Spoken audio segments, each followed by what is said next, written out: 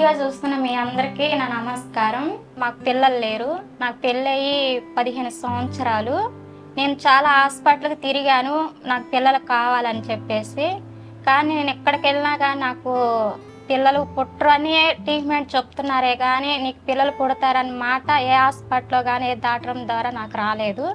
కానీ నేను వేరే వాళ్ళ ద్వారా శ్రీ హర్ష మేడం కాడికి వెళ్తే బాగా చూస్తారు, అక్కడ పని అయిద్దని చెప్పారు. నేను ఇక్కడికి వచ్చేటప్పుడు ఇన్ని హాస్పిటల్కి తిరిగాను కదా, ఎక్కడ పుట్టరని చెప్పారు. మరి ఏ హాస్పిటల్కి వెళ్ళినా కానీ పుడతారు అని నమ్మకంతో కొంత నమ్మకం ఉంచి కొంత నమ్మకం ఉంచక నేను ఇక్కడికి వచ్చాను ఎల్ప్ హాస్పిటల్ దగ్గరికి. కానీ నేను హాస్పిటల్ కాడికి వచ్చిన తర్వాత శ్రీ హర్ష మేడం గారి ద్వారా చెప్పే మాటలు బట్టి నాకు ఆశ కలిగింది, పిల్లలు పుడతారు అని మాట చెప్పింది. నేను ఆలోచించుకున్నాను, ఇన్ని హాస్పిటల్కి వెళ్ళినా కానీ పిల్లలు పుట్టరని చెప్పారు. కానీ మేడం గారు నాకు పిల్లలు పుడతారని చెప్పేసరికి నాకు చాలా సంతోషం వేసింది. నేను ఇంకా మేడం గారు చెప్పినట్టు ట్రీట్మెంట్ చేశారు. మందులు వాడిన 2వ నెలకే నేను ప్రెగ్నెంట్ అని నాకు చాలా ఆశ్చర్యం వేసింది.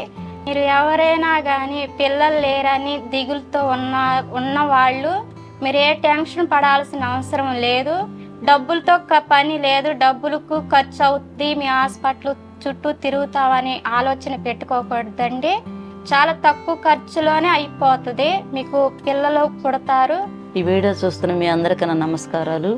అయితే మా మరదలకి 15 సంవత్సరాల నుంచి పిల్లలు లేరు.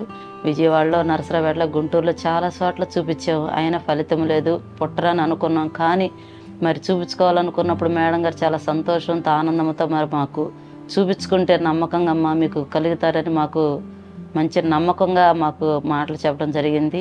ఆ మాట మాకు కూడా సంతోషం ఆనందం కలిగి మా మరదల్ని ఇక్కడ చూపించడం జరిగింది. ఇక్కడ చూపించి 2 నెలలకే మరి మంచిగా గర్భిణీ రావడం జరిగింది. ఇప్పుడు 2వ నెల మంచి ఆనందం సంతోషం హ్యాపీగా ఉన్నాం మేమందరం కూడా.